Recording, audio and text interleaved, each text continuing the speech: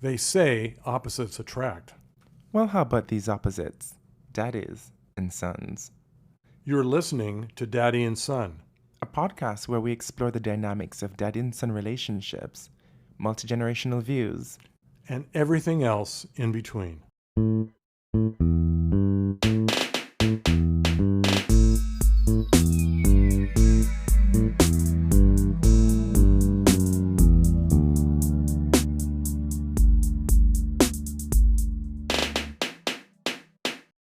And for that, I want to apologize to the LGBTQ community. Let's give them a great big round of applause. We want them to have strength and to sincerely know that we must all do the work to embrace all of God's people and show forth his love to everyone. Amen. Hi, and welcome back, you sexy bastard, to a show. Yes, this show that's called Daddy and Son. Well, I guess today we will have a special remix. It's called Mother and Daughter. Who's here? Because you know what? This week, Daddy Norm couldn't make it up because it's cold. If you haven't heard, it's like negative 100 in Toronto right now. That might be an exaggeration, but it's not far off. And the girls aren't going outside. So how you made it here, Madre? Right. Today in this weather, Yes. that I've been sweating in, I see. Come on, MCU blood. it's a miracle. I did have some help from rideshare today. I'm not going to target this specific rideshare, but I did have that. And plus, I am from a part of the country which is accustomed to this temperature. In fact, winter peg. Oh yeah, most of my childhood, I was out shoveling shit, cow shit specifically, or feeding animals in minus 35 degrees with winter How boots. do you even do that? Like, isn't that shit practically a piece of stone? It is frozen. That's the point. It just makes it much easier to do it. By the time you stick the shovel into the dung, it's Right. like stored in the stone. Dung. You are so first world. How fabulous. So yes, joining us it's Madre Cole. And you Hello, know my what? loves. We are going to do a shoot your shit episode today. Since Daddy Norm, couldn't make it at the house because it was freezing cold. And you know what? I don't blame him. You know, when I'm in my 70s, if the temperature in Fahrenheit is younger than me, I don't want to be outside either. Can I get an amen? No, I support her. Partially because it's in my self-interest, but also because realistically, I get it. I didn't necessarily want to leave the house either. But you know, my daughter said, you know, hey Queen, do you want to come down for a little fun? I'm like, who am I to say no? So yeah, it's that kind of day. So today, what we're gonna do is a little hot topics. You know, like the old Wendy Williams days. Sure. Where she's like, it's time for hot Hot topics. Absolutely. Dun, dun, dun, dun, dun, dun, dun. This is just imagine me like jiggling with big boobs, Shake it, bitch. You know, shuffling over to the couch. Of course, yeah. Dun, dun, dun, dun, dun, dun, dun, dun. You know, that's today. That's me. I'm pulling up my Wendy Williams homage and vibes today. That's it. So, you know, let's see. So I'm pulling up the social media. Okay. I'm let's see going on the line. What you got? What are our top few here today? So, top trending topic, some drag queen impersonation of Erica Kirk, which apparently is creating some sort of division online, which I don't know why this would be an issue, because Erica Kirk has literally made herself a target for conversation. Mm-hmm. I mean, you can't be less than a month into the death of your husband and coming out on stage with pyrotechnics and literally looking like a drag queen. Because Erica Kirk is a drag queen. I gotcha. No, I've seen the makeup. No. Someone's doing her well. The hair higher than the gods. Yeah. Like up to the gods. Like Texas. The makeup, Absolutely. a literal clown. Yeah. And she's always in full length, like sparkly dresses. She's a drag queen. I get it. And the pyrotechnics doesn't help either. Right. So when people start making, comments about it, and that's what I don't see why people get mad at comedians. And I think of drag queens, like, they're performers, but a lot of them are comedians as well. You don't get mad at comedians. Comedians, their job is to, through satire and exaggeration, hold a mirror up to what the current state of the world. Absolutely is. Absolutely. So I don't know. That's my take on that. What pray you say? Let me throw down on this one. So for me, I would like to think the most respectable way that when someone is in a state of mourning, that you be kind to them because of their state.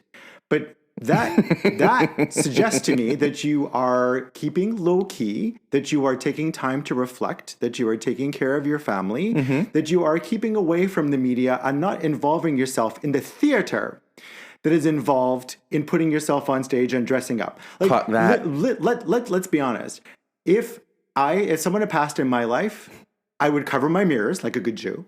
I'm not, but I would cover my mirrors and be reflective of my time. But instead, this hoe has decided to take this opportunity, the death of her, the murder of her husband, honestly, and turn it into a sideshow. So yes, you are up for ridicule because you are not being respectful of the concept of mourning. Instead, you're turning it into a show. So yes, let the drag queens come for her, because at the end of the day, this bitch is making money off of her spouse's murder and turning it into a theater show. So you deserve, Kirk, you deserve nothing but the unpraise that you're getting for the bullshit that you're doing. I think of it as like free marketing. You mean tacky? Yes. I think if she's smart, which I think she is, and she absolutely is, she has taken up the mantle of grifter in chief. Sure. She's like, I got bills to pay. Fair enough. I got 3 kids. Yeah. My husband is no longer here to breadwin. Fair enough. Breadwin. That's the one. So, I'm going to do what I need to do. And when I think about, grifting in that sense, it brings me to like a thought process of other stream of right-wing grifters. Whether that's like the Candace Owens or like the Ben Shapiro's. I just think that she is doing really well, or even the Kardashians as an example. It's sad to say, but they pretty much have been like the biggest figureheads of right-wing media right now. I think if she's smart enough, she'll take a page out of the Kardashians' book. I gotcha. She'll take the negative media and rather than attacking it, use it as a soundboard. Right. I gotcha. Well, I mean, for me, I think the reason the internet is probably divided, and I don't know the full details of the story, but the internet is probably divided because there's a degree of empathy for the fact that her spouse is murdered. That's pretty much it. Yeah. But instead of being dignified or having dignity about being a person who is like trying to mourn and like manage her family, instead it's become a circus show that she is the center ringleader of. So you get to be scrutinized because you are not approaching the death of your spouse with dignity. So I could see her being a Snatch Game character. Absolutely. If this was Drag Race, she will show up. I think if somebody delivers just as good as this drag queen that I've seen circulating on the internet, I think it would be a winner. I think so too. It would be a winner because right now, the true comedy comes from the circus that already exists. Agreed. By the powers that be. Oh, cool. Yeah. It's just an exaggeration. I've come to the point in my life right now when I see things on the internet, I'm like, is this AI or is it real? Right. I've said this to you before, Alex. I feel like the next step in terms of what we're looking for as humanity is authenticity. I think we're going to need the blue checks to be able to verify that what we're seeing is accurate and reflective of reality. You know what? Speaking of, and sorry not to sidetrack, but this reminds me of a conversation I had with a girlfriend at the squash club recently, where I said to her that I think there's going to be, because she keeps sending me cat memes or dog memes to this viral song called Chanel by Tyler. And And it's just basically these dogs or cats doing the AI dance to Yes, Chanel. we've seen all this. Yeah. And I'm like, I hate it. I hate it. Please don't send me. Like if it's like a meme of somebody holding like cat's paws and they're doing like the dung dung dung dung dung, Mr. Snowman. Yes, You know that Sandman, but you're close. Yeah. Sandman. No worries. It's a generational thing. I promise you. But that one, like people holding the cat doing the clap thingy, Yeah. like that's different. Like Yeah. I like those. Yeah. But the AI videos, there's just something about it that. See, I'm scratching my head like Aretha Franklin. Right. Beautiful. What's for dinner? Yeah. Well, can I just pick up on this? It's something about it that it doesn't sit well with me. Right. Well, and I think, and my suspicion is that it's multi-layered in terms of why it's bothersome. And I don't fully understand. I've never vetted the concept in my head until just now as we're talking about it. So the first thought is this. You mean what was formerly cute, now we have to see how it's maybe not accurate. And if that matters, maybe it doesn't. Maybe it's just entertainment as a pure, entertainment is purest form. The problem is that we are now blending politics, reality, entertainment, all into this mishmash where I'm not sure that we can necessarily trust what we're seeing. And as a result, more broadly, we're taking that same brush and stroking everything. Yeah. Or we're just like, what the fuck? Like, is Thank that you. real? Actually, you know what?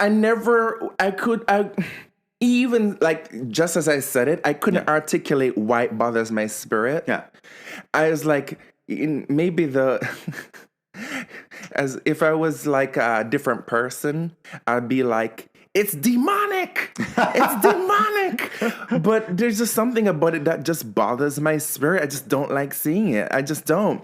So I said to her, I think there's going to be a market, and whoever does this, like creates the next social media, the next social media boom is going to be a social media where it is 100% verifiable that you cannot post anything that's AI generated. My suspicion is you're right.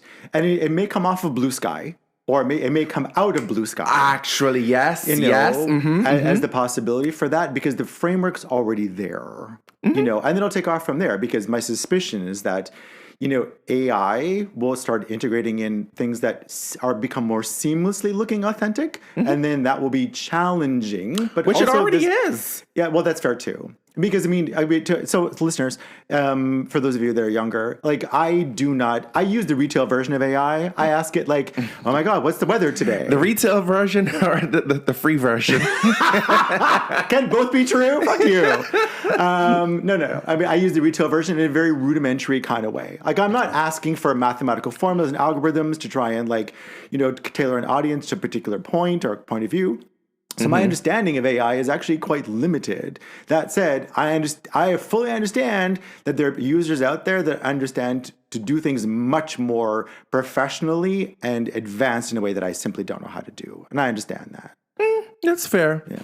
That's fair. I think it's going to be like the next frontier. It's going to capture millions, if not billions of people who are just looking to get away from the AI slop. And who are believers in, and here's the thing, even if AI has some place in content making or content creation, right? Whether that's for, like creating like theme songs or storyboard art or whatever the case may be. I just think that, again, like you said, because the world that we live in, where it's used to manipulate so many different aspects of our life, whether that's entertainment or politics, or even like job creation. Sure. I think there's a lot of resentment, right, and a lot of just we're over it. Yeah. I think it's because it's too much all at once. I think so. I mean, it's too much all at once. I think if you're going to try and influence a populace, you can do it in two ways. You can do it like boiling a lobster, or you can do it like I'll come back to that example in a moment in case that's a reference that's lost. You can do it boiling a lobster, but you can also do it by throwing so much at them that they don't know what to do with it, which arguably is what the current administration in America is doing right now, where it's literally like throwing shit after shit after shit after shit that you can't actually digest what's happening. Because we are not wired that way as human beings. I'm to make this really rudimentary. In some respects, we're wired a little bit more like cavemen, where our anxieties are things that are tangible and real. Like a bear is coming towards us. Well, that's an authentic anxiety that you have or a fear that you have, because it's tangible and it's real. The nebulousness of like the experiences that we're having with like anxiety-provoking story after inauthenticity of our concerns about what's real, what's not. We are not programmed as human beings to manage that en masse of like anxieties. Like we're quite simple mammals, all things considered. So I can understand why maybe, just maybe, people are going to shut down or look for authenticity as a means to calm the nervous system of us all. Yeah. Just even if it's just from the perspective of getting like a nice healthy dose of dopamine. Sure. But it's not synthetically created. It's not something that is fed to you by an algorithm. It's just you seeing something that is purely human. Yeah. I can get behind that. Well, switching topics. Okay, thank you for the non sequitur. So Jack Smith, former U.S. prosecutor, who was involved in the investigation of into Trump trying to steal the January 6th election a few years ago. Right. Jack Smith, he recently testified in front of Congress saying, I said what I said. Okay. Trump should be going to jail and that he was involved. He knowingly denied the results of the election, even though he knew he had lost, but perpetrated the lie that this was stolen. And he, even when people in his circle told him to call off the mob, that he told them to march onto on Capitol Hill. Yeah. On Capitol Hill. Yeah. He waited until things got extremely violent before he said, no, let's stop the violence. Well, let's be honest. I feel your pain. Someone told him to do it. He did not do it himself. He was there for the full theater of the TV event. He was watching it like an unreality TV show. Yeah. Oh, absolutely. Someone told him to do that. I promise you. Jack Smith, he says, this is my findings. I said what I said. And people are now, coming to, the Republicans are now creating somewhat of a witch hunt, trying to find reasons to discredit Jack Smith. Sure. Granted, they haven't come out and disagreed with his findings, right, but they're creating some sort of a witch hunt to figure out how can we discredit him, right? How can we figure out what can we do to, like, what skeletons can we find in his past to make him be a bad guy? Right. Thoughts? So this is a pattern to pay attention with regard to like Powell, reserve chair, or Jack Smith. At the end of the day, when someone is providing them with the truth of what happens, because they cannot go against the facts, they try and find other ways to get around it to somehow discredit the person in power. So if I look at Powell as an example, Powell is in a position, this is the Federal Reserve Chair Powell. He is not beholden to what Trump says and said so. He's just like, and Powell came up and said, this motherfucker is trying to influence you guys in a way that is not authentic to the economy as we understand it today, or like how our economy works. And Jack Smith function as the same thing as it relates to January 6th. Like, this is the truth. So because they cannot go against the reality or the legal facts of what's happening, the best they can do is try and discredit the person and turn them into something else. Politics as usual, to be honest. That's not new to American politics or politics in general. What's different now is that this is in a sea of so many other attempts to discredit so many things, turning facts upside down.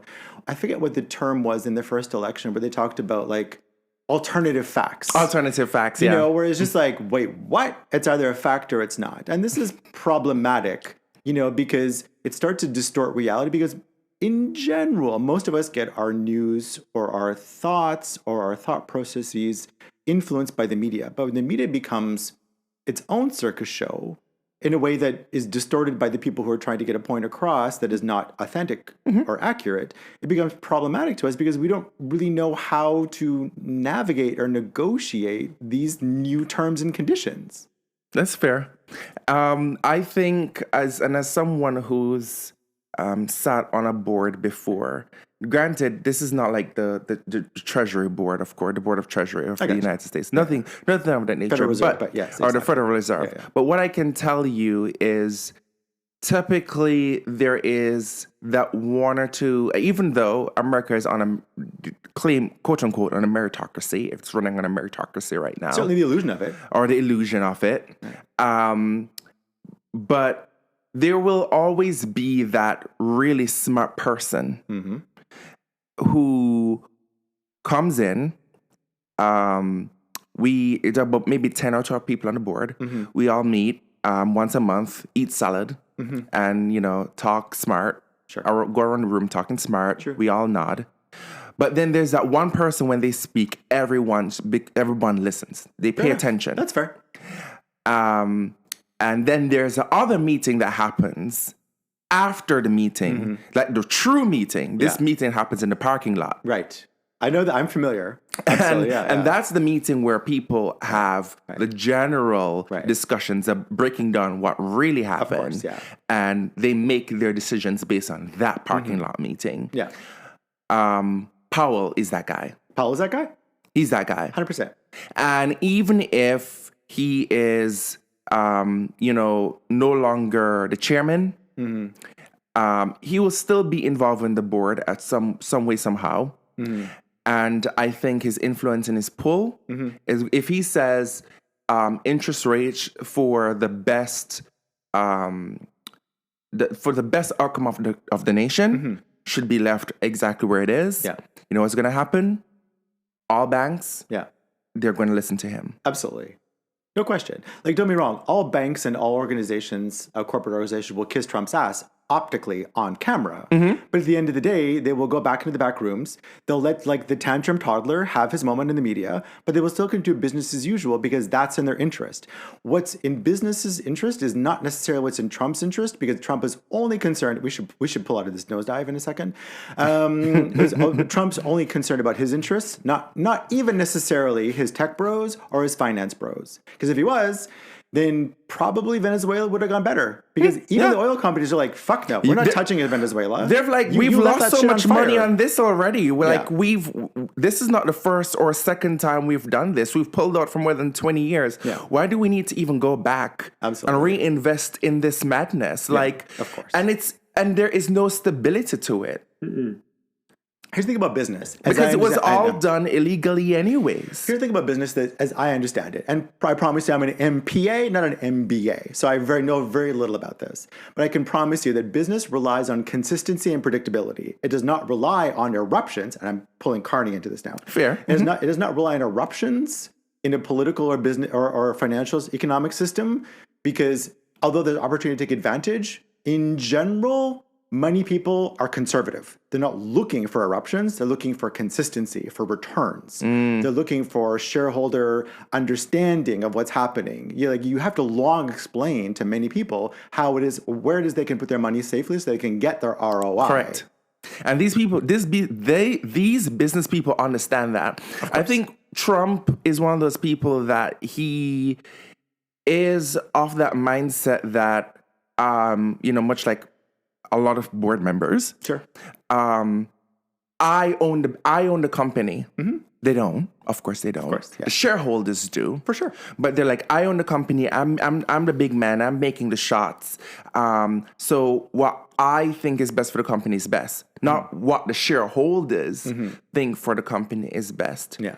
And a lot of people, especially the oil execs, are saying, I want to stay clear from this because what this is telling me is that if I decide to go into this instability or invest in this instability, my stock prices are gonna dip. Look, and we're not here for that. Absolutely. I mean, Plus, America is already oil rich. Yes, They're America. When I say oil rich, they're in a surplus. of course. They produce more than they need. Well, they make money off of our exports. Yeah. And off of their own exports, So whether what's it's natural the gas point? or oil. For that matter. I think what it is that they want to stack up against the Saudis. Look, if you're trying to shift American dollar currency or like ensure, maybe more specifically, that you remain the reserve currency of the world, and that is the agreement with the Saudis with regard to oil, is that America will be the reserve currency. If in fact the Saudis are like, well, we're making side hustle agreements with China, we're making side hustle agreements with Russia. If in fact there is losing ground there, the idea may be to ensure you enshrine yourself as the world currency. Maybe. I mean, truly, I don't know. But I mean, you want to hold your trophy and hold your ground as the world leader in that respect. And right now, there's only one other nation that's poised to become the next world currency. Now, will this happen like say in the next decade? I highly doubt it. But are they poised to take over? Absolutely. As a BRIC country, it's China. Gotcha. Well, the BRICS always confuse me a little bit, but I understand the need to congregate together. And I'm trying to circle us back to Carney in a moment, as the middle country argument goes. Middle powers, as he says. Absolutely. Yeah. So yes, I understand the BRICS countries were trying to like pull together, and China could become technically the world's reserve currency because they do have a non-volatile government. They are consistent. They are persistent. Because they only have, functionally speaking, one leader. I mean, not that America doesn't have one leader at this point, but the bottom line is, in a couple of years, presumably, there will be a democracy will work, and this, like, Alzheimer's Adolf will be gone. Alzheimer's Adolf. One thing that I will say that I find quite interesting is that none of the BRIC countries have signed on to the Board of Peace, even though they've been invited. None of the BRIC countries have Maybe it's too signed costly. $1 billion is a lot for a membership fee. Well, here's the thing. You don't need $1 billion to be a member. You just need $1 billion to be enshrined as a board member. Agreed. Indefinitely. Yeah. But here is the caveat. He, as in Trump, still holds the privilege of dissolving this board at any time he chooses. Yeah. So you even putting up this $1 billion investment just to have a seat on this board doesn't even. What if he dissolves it in 3 months? Well, here's the thing. It's kind of giving me. It's almost giving me like a Trump coin, like a meme coin grift. Or I'll take the $1 billion, then I'll disappear, run off into the middle of the night like the Hamburglar. Absolutely. Oh no. The thing is, what world leaders know that the rest of us probably are not paying attention to is that, like toddler Trump will change his mind in 5 seconds, but as long as he gets either the headlines and or the money or is adjacent to the money, that's all he cares about. He gives no fucks about America. I promise you. He gives no fucks about America. Only what can fill his wallet. I promise you. But why? He's already rich. He's become, since his second term, he's become $1.2 billion richer. So the answer for me... And it's just been a year. So as a leftist, so what is today's, I kind of look at, in general, most people, there's never enough. Here's my watch. They're never... Okay, we have a side episode here about Alex's lost watch, but I'll bring us back to the main point. So I think it's human nature, honestly, to just want more. Regardless of how much you have, you just want more. Yeah. And I don't think Trump is any different from that. I really want to pull up from Trump because I feel like we're nosediving into the ocean. I really feel like, it's always about more, whether it's more power or more money or whatever the case is. Because I am certain that people feel like eventually this gravy train will run to an end. I mean, Trump will try to change the election cycle so that America will not be able to have a democratic election. I promise you, he will try to do that. But at the end of the day, he will eventually die and someone else will eventually take over. And so he needs to somehow ensure, and as we all do as a survival mechanism, to ensure that we have enough. Whatever enough is dependent on who you are and how you live and that kind of thing. But for me, for most affluent people, where we think enough is enough, that is still not enough for those folks. You're not wrong, but I don't think he's trying to ensure that we don't have a democratic process because the U.S. doesn't have a democratic process because he wants more money. I think it's because he wants to stay out of jail. Fair enough. And the people who have emboldened him and enabled him thus far to do all the fuckery that he's been doing also don't want to see him out of power or Republicans out of power because it means that they also could be because let me tell you, if everything goes status quo and the Republicans lose the primary and the midterms as it stands, if the Democrats grow a pair of balls, we could see the Nuremberg trials 2.0. I gotcha. No, I get you. I mean, and certainly as a result of ICE in Minnesota in particular, but also Pennsylvania, but also California, but there's no shortage of examples. Abso-fucking-lutely. None of this makes any sense. And LA. Don't forget LA. Oh, well, I forgot. Well, I did forget about LA, actually. Yeah. I mean, here's the reason I forgot about LA. Because in my mind, Newsom has kind of got that covered. Like, I'm not saying he's not a one percenter because he absolutely fucking is. Oh, absolutely. You know, like in my mind, like he is like half a hero, not the full fucking hero to show up. He's the Pennsylvania governor. Not the kind of hero that Tina Turner sang about.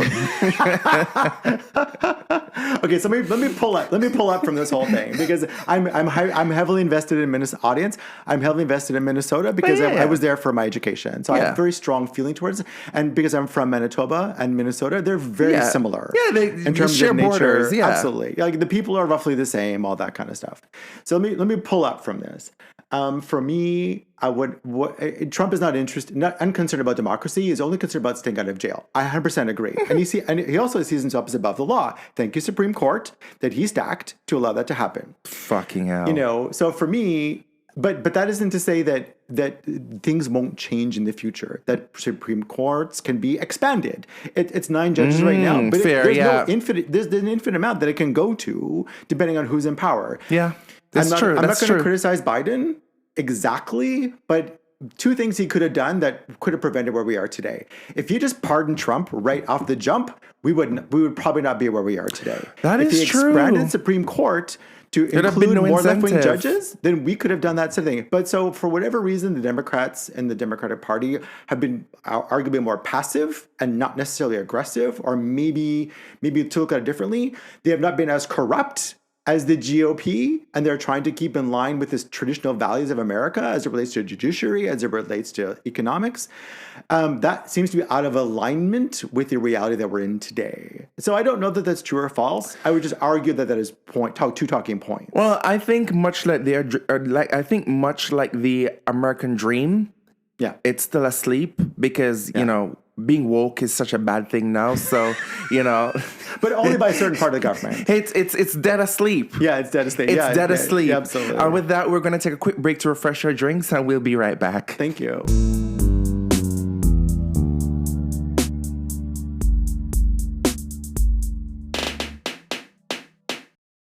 And we're back. So, more hot topics. Okay, let's go. So we're seeing, this was a discussion I had recently. We're seeing less and less American artists making stops in Canada for shows. As an example, in the Brandy and Monica The Boys Man tour, they made no stops in Canada. Meg Thee Stallion, she made no stops in Canada. Cowboy Carter, Beyonce, she made no stops in Canada. And, you know, Mary J. Blige just completed a tour, made no stops in Canada, and now she's going to be doing a residency in Vegas. Good for her, by the way, yeah. Right? Yeah. So get your boots or get your money to go buy your boots. Yes. Whichever one you're ready to do. Yeah. All right. But boots, because if you know, you know. Yeah. So the question now becomes: are we? And I'm talking about just you and me. Sure. Because we know others who are willing to pick up themselves in the middle of chaos and go to the United States. Sure. Me? Especially with in my skin color, I think not. Well, if I went with you, you'd have half a shot. A gray white queen. 50-50 is still. 50-50. I don't know if that's still a chance that I'd like to take. I wouldn't put those bets in Vegas. Oh, it's on Vegas. Yeah, sorry. But you know, are we willing to pick up rent money and then some? Because that's not even including the airfare, hotel, and food. Got it. Right, that's just the ticket for the concert. For sure. Are we willing to pick up rent money, 2 months rent, let's call it that, to go to the United States to go for a concert for 3 hours? Got it. So I think for me, I'll take this in a two-parter. One from the side of the artist, one from the side of Canadians. Okay. So my suspicion is that there's something in the water here in Canada with regard to Ticketmaster that makes it a hassle for artists to come here. My suspicion is that as an artist, they're looking at their demographic and saying, either how is it fair and or can I fill a stadium, more importantly, or a venue, considering what Ticketmaster is charging, and will people show up to it? Or will all the I scalping, look absolutely, or will I look like a fool if the tickets are resold, and how will that affect my brand? That's the first question that comes to mind as it relates to American artists coming to Canada. The second because question they've had hold your second thought. Hold your second thought. Because they've had multiple. Live Nation has had multiple lawsuits in the United States, both from the people and from government. Yes. Private and public lawsuits around the scalping issue. Absolutely. In Canada, we haven't done nothing about it. Of course. And so somebody will literally put out tickets like 30 minutes ago, and it will be already sold out, and they're all resale. Yes. Like, that doesn't make any sense to me. How are all the tickets resale? Absolutely. But you lead to your second point. Go on. Well, and just to dovetail into the first point, as an artist, if I'm trying to generate income off of this, and it's only let's say at maximum 3 shows in Toronto or Montreal or any other city in Canada, is it worth the legal hassle of trying to go through this for only 3 shows when you know that your fans, your lambs, your monsters, your whoever, would just would come to America, make it a trip to go and do it? Or do you even really care about 25 million people being a part of your audience is the question. So the second part, I think in general, if you're a fan and you're trying to turn this into a vacation and go to Vegas and make it an event, you will go. Even with the current state of affairs and the blatant disrespect to Canadians. So I don't, because it's like I said, it's multi-tiered. Yeah. The disrespect to Canadians, and again, the craze of the Gestapo. Yeah. Where's show me your papers? Fair enough. So I think the answer is people mark the distinction between a government and their entertainment. And I don't know that they're necessarily feeling like they're willing to, that they're taking a chance if they go to America to go see a show because they have nothing to be bothered by. And I think in terms of ICE detentions, I think I've heard of less than 5 examples of Canadians being caught up on that web. In terms of like being bothered by things, certainly there were some Florida people who own property who got caught up in American customs. There was like at least one Canadian that got caught up by ICE and got thrown to El Salvador.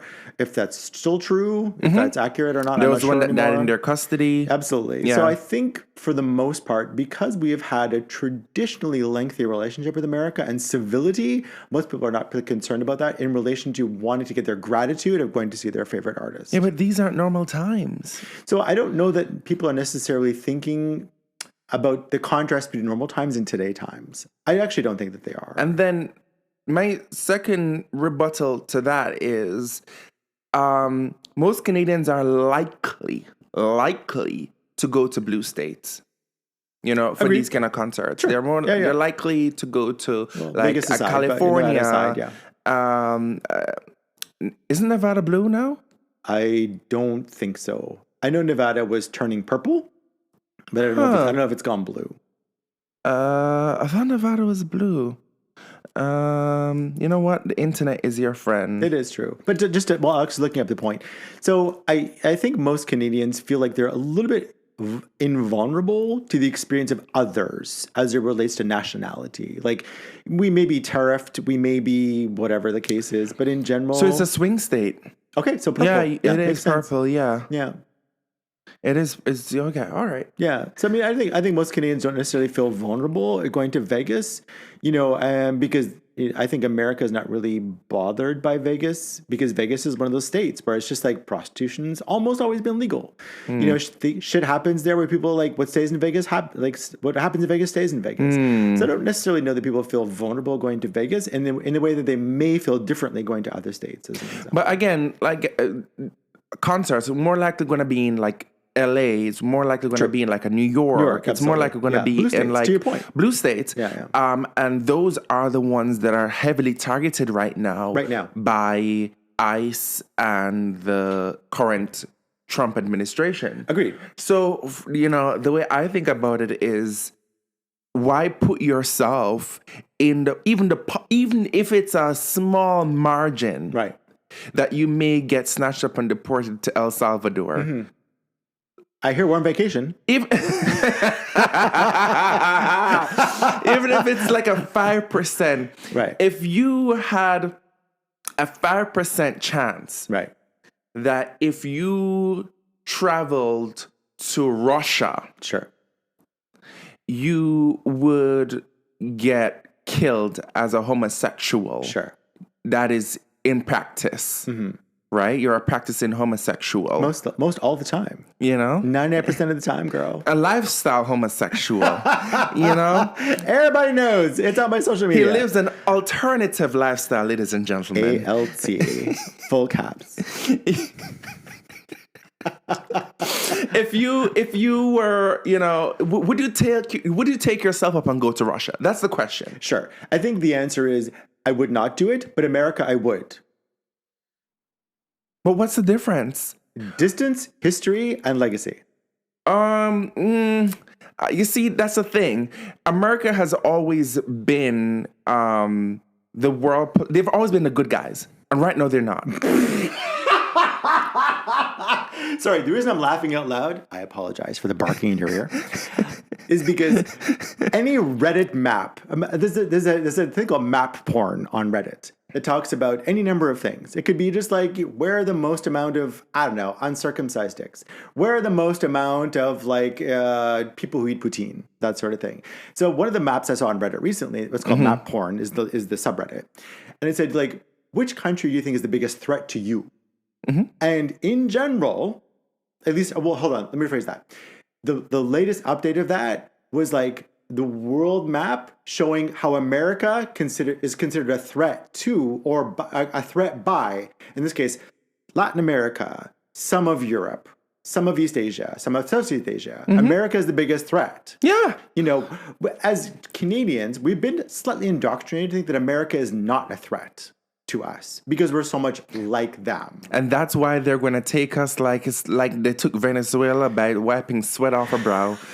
Because that's how they catch you. They catch you when you're unaware. They catch you when your pants is down. Right. That's how they catch you. Look, I'm not saying you're wrong, but I'm also not going to lie and say that of late, and to be fair, audience, I am a leftist who does not see the need to take up arms. Mm-hmm. But I was also raised a redneck. It was raised to shoot firearms, including deer, including targets, including geese, including others. So I'm not opposed to firearms in any way.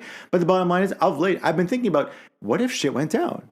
Would I take up arms? Is the answer to the question. I think I have a very objective view to this because even though I've lived in Canada for practically all my adult life, I basically grew up in Europe and the Caribbean. And so for me, I have a very different lens, not like a Daddy Norm who grew up on the border in Niagara Falls and the border of New York and Buffalo, New York and on Niagara Falls, Ontario, or you with the Minnesota and Manitoba. Sure. No, that's it. They do share a small border. Because they're both MM. No, race. Flip it around. Yes. Wicked witch. Sorry, I just couldn't help myself. Is that a Wicked reference? I don't know.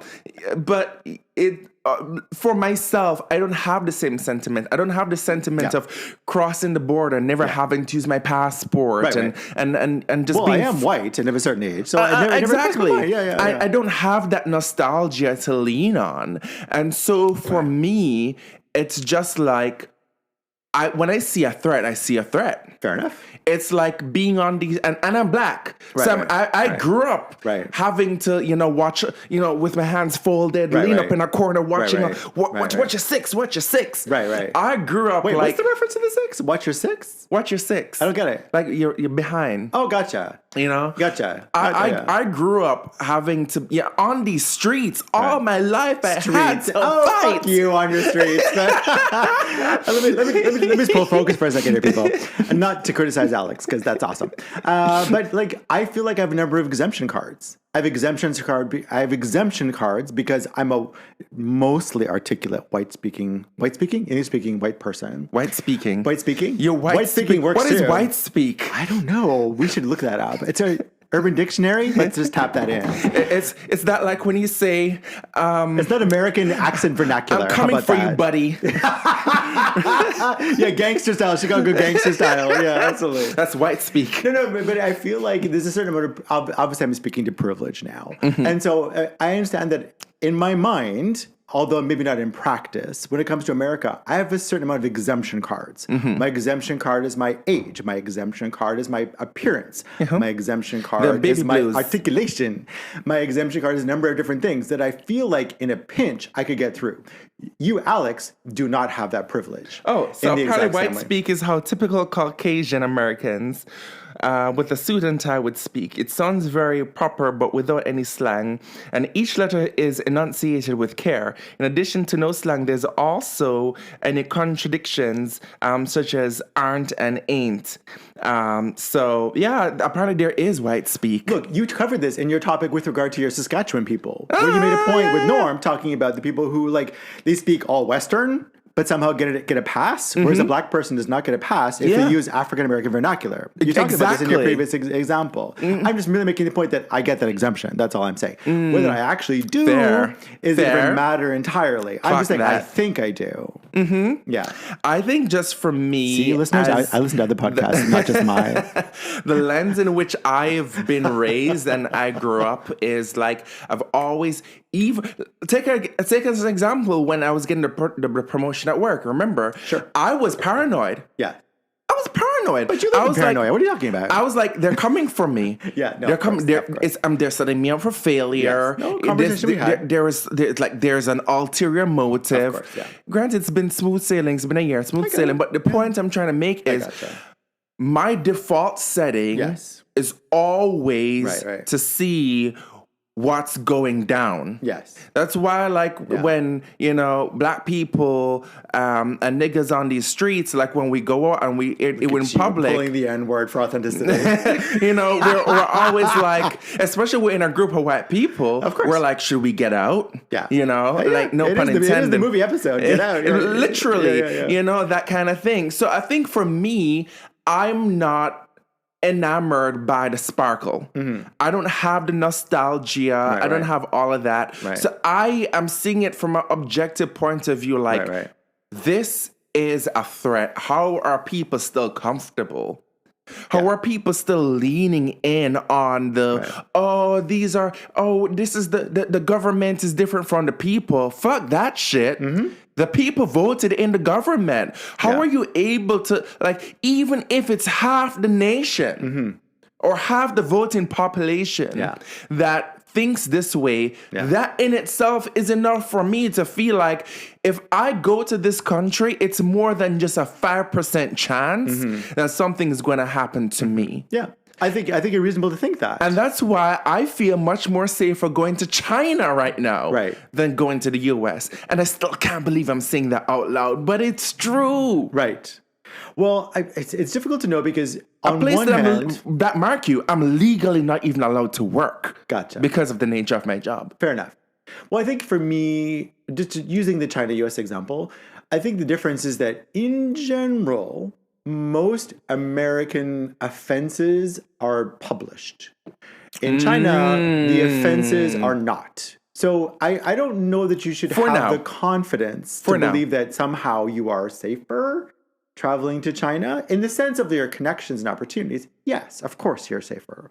And also like your passport, also your ethnicity, also your stature in terms of like status, in terms of like your job and in terms of like your ability to communicate in a very articulate fashion that allows people to be confused, specifically Chinese like officials at the border to be confused by you.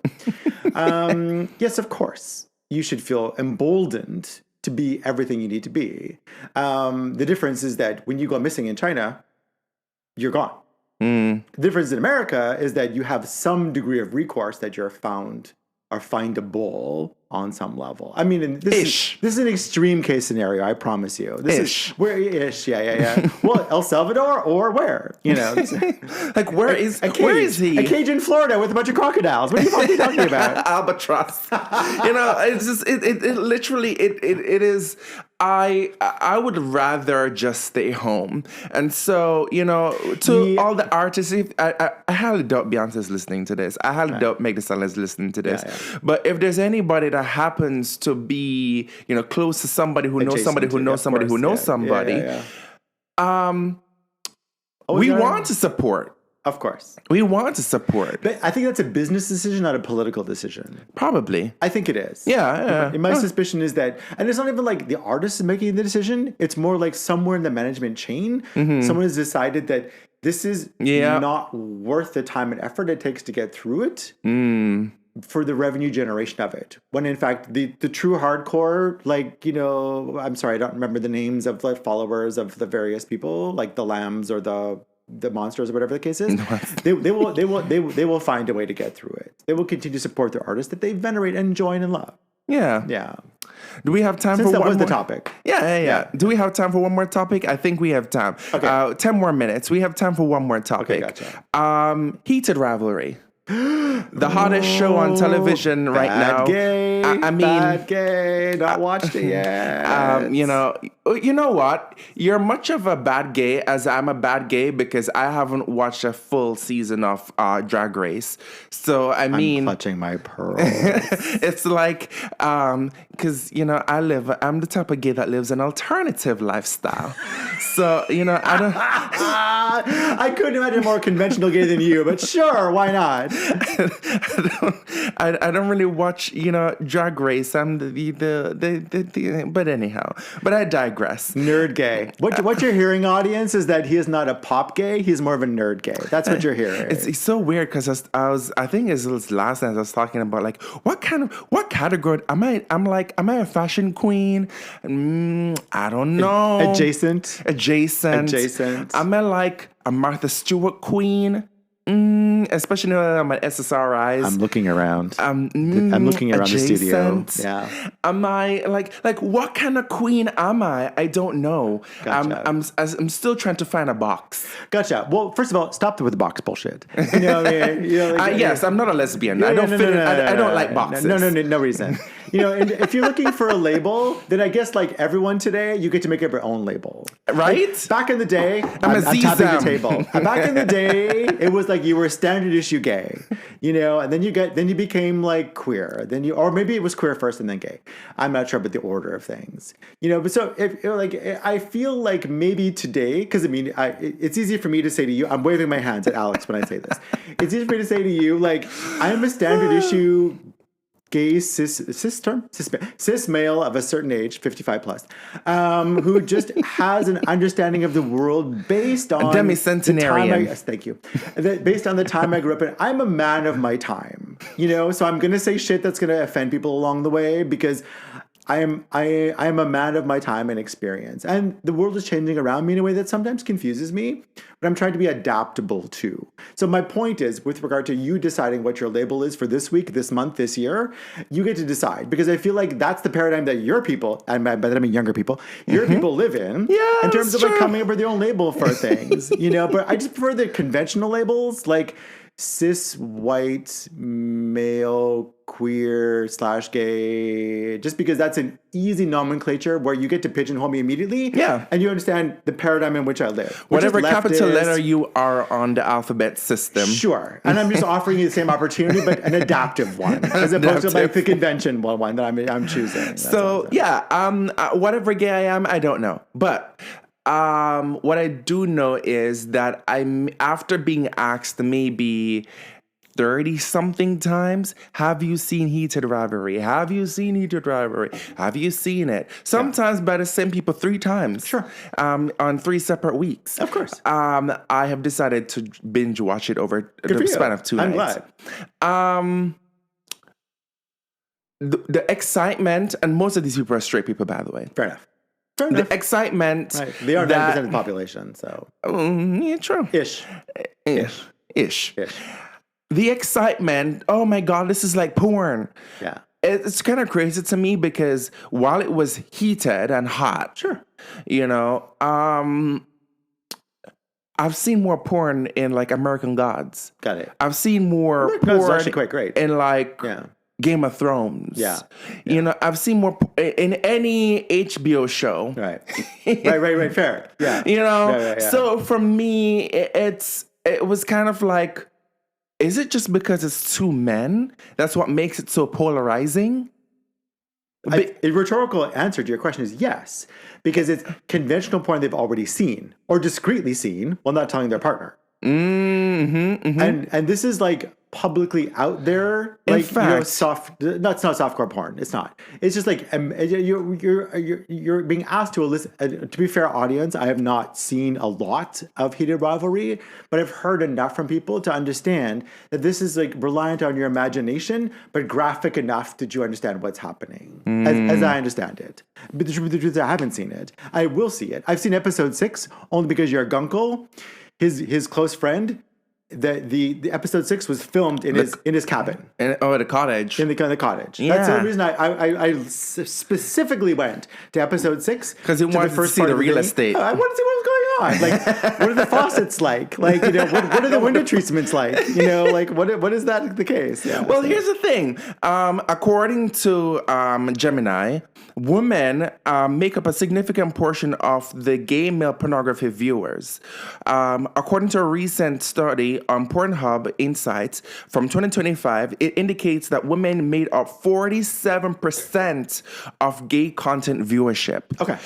That's almost half Right. the viewership of gay porn. Gotcha. Cis, heterosexual women. Right. Gotcha. Honestly, I don't know what to make of that. This is not about allyship. I promise you. This is about political allyship. I promise you. It's not about that. I'm just like, what? Right. What? Yeah. Well, it's worth an investigation. We should bring in a psychiatrist or psychologist for this. I think we need to bring Gunkel in. Fair enough. Yeah. Let's talk about this. I think we need another demicentenarian who is of an alternative lifestyle. Who has seen the years. And it might be country towards Gunkel because we're the same age. With a psychology degree. Right. You know? Someone educated. Since Absolutely. he has his fancy degree and he knows everything. Right. We need to bring him in. We need to bring him and have this conversation because what the hell? Right. I can't wrap my head around that. I gotcha. Well, so let me flip the script slightly. Because I know a certain number of gay men that watch straight porn. Not me. Well, girl. Do you? I know, not you. I don't. I give no fucks about the internal organs of sexual organs of other human beings on this planet. I like the outies, not the innies. I'm not even trying to be like rude or nothing. Like, because I know we have like 1/3 of our viewers, our listeners to this show are women. Sure. But it's just like the thought of even like. No. Okay, so let me just pull up from you. Let me stop. Let me pull up from you. So part of what makes me semi-aroused is the verbalness of what sounds like a masculine low tone to a voice of a sexual experience. A pitched whine or something not in the octave that is not masculine presenting does not keep me hard. You know, I mean, I'm sure that is for other people. So if you're watching porn and there is like an Asian twink getting nailed, sure, and they're like, I'll find another one. I will find another bit of porn to watch because nothing about the is interesting to me.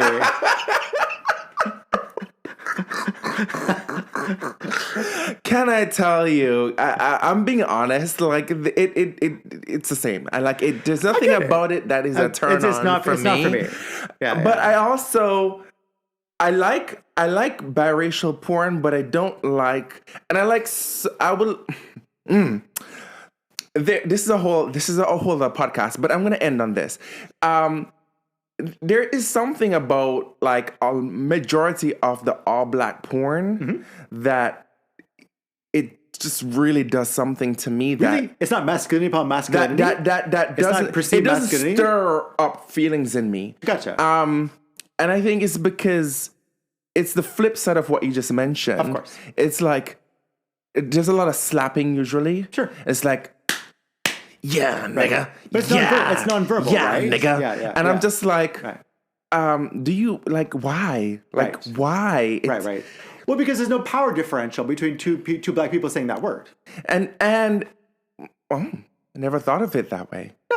But for me, it's like no different from having sex and somebody keeps saying like, let me nail your pussy. You like that? You like that? It's Right. like it's a bit much. Oh, yeah. It also on the gay conservative Reddit, there was a conversation about how much conversation do we like during sex? Oh, sure. And my response was sometimes it's a little bit overdone. Well, enough to keep me hard. It's sometimes it's just overdone. It's just like I like if you need to check in, Right. like if you need to check in every hold on, who this Ramina? So for me, I'll just take this One point. second, one second. Wait, are we gonna cut this? Edit this? No. Hey Rami. Alex, hello. Hola, I'm recording the podcast. Okay, I'll leave you. Okay, I'll send you a voice note. Okay. All right, you do that, Mama. Love you. Me too. Mwah. Bye. Bye. So for me, with regard to the verbosity, making up a shitty word right now. Verbosity. And the verbosity. It's just like, you know what I mean? Don't confuse what you think in porn is sexy versus what is like what is erotic in that moment or Thank exotic you. in that moment. And that's what a lot of people are doing. And you know me, I tend to gravitate towards older guys. Sure. And that is typically my experience where a lot of them will be like they'll be like, oh, you like that? You like that? I'm like, dude, you're like 52 years old. How do you not know Old, you cunt. how do you not know what son's like? How do you know what the boy is like? Well, like that is a you had generational so difference many between the years two. to do this. Like But they only have one script, darling, because we are men of a certain age. There's only one script One that we go by. script.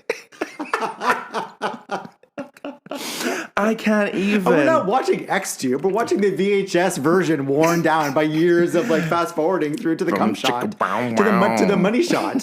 Sorry, the cum shot, the money shot, The money shot. the money shot.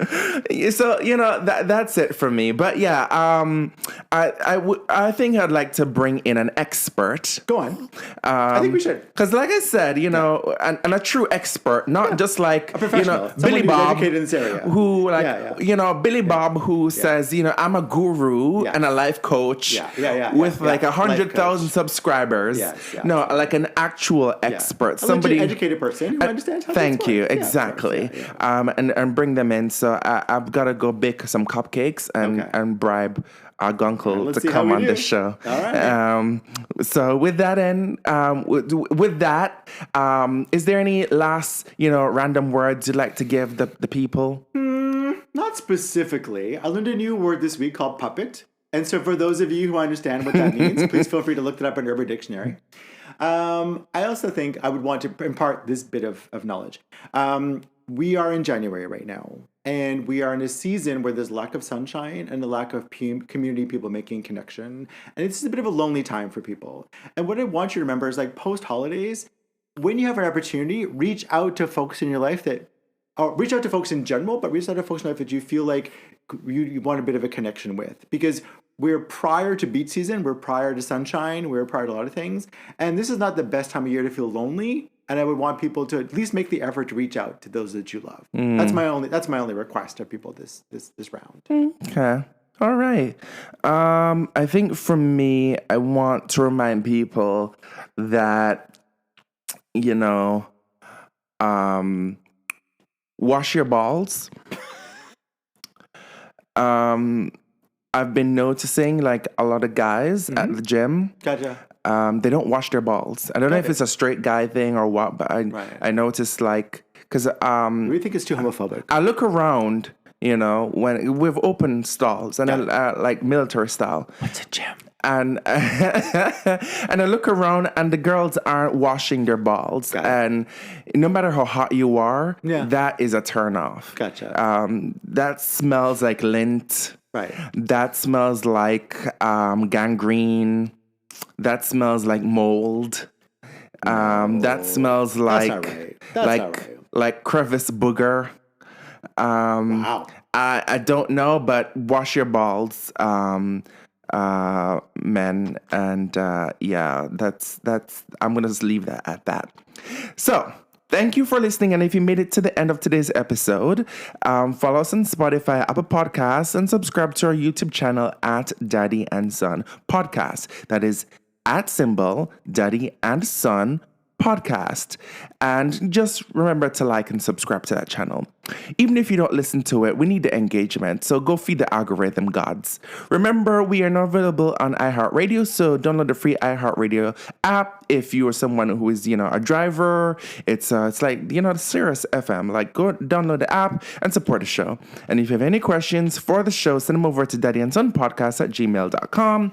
That's DADDYANDSON podcast@gmail.com. And until next time, sons, be good to your daddies. What do you want the sons, the daddies to know, Madre? What do I want the daddies to know? I want the daddies to like step out of your existence, step into someone else's, and then step back and learn something from the experience. Okay, well, you can either step into them or fist them, whichever one is up to you. Bye for now.